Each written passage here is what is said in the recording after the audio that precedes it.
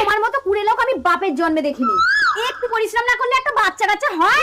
এত সম্পত্তি দিয়ে আমার বাবা মরার সময় বলে গেছে, খোকা তুই সারা জীবন বসে খাবি, কাজের লোকে সব করবে। দাঁড়াও, কাজের লোক খুঁজে আনছি। আরে এটা কাজের লোকের কাজ না, একটা বাচ্চা নেব। কাজের ভয়ে সব কিছু উল্টো বোঝে।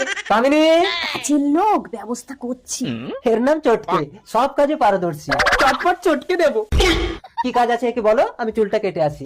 ঠিক আছে, তুমি চুল কেটে আসো, একে আমি কাটিং করছি। ডাকি হবে? এটা ভালো করে ধুয়ে আনো। কেন? 12 বছর আমাদের কোনো বাচ্চা কাচ্চা হয়নি, তাই তোমার দাদা কাজের নাম করে লোক এনে প্রতি অমাবস্যা রাতে নরবলি দেয়।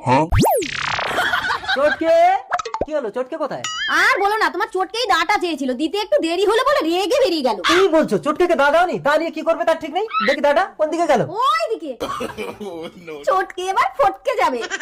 এই চটকে, এই এদিকে শোন।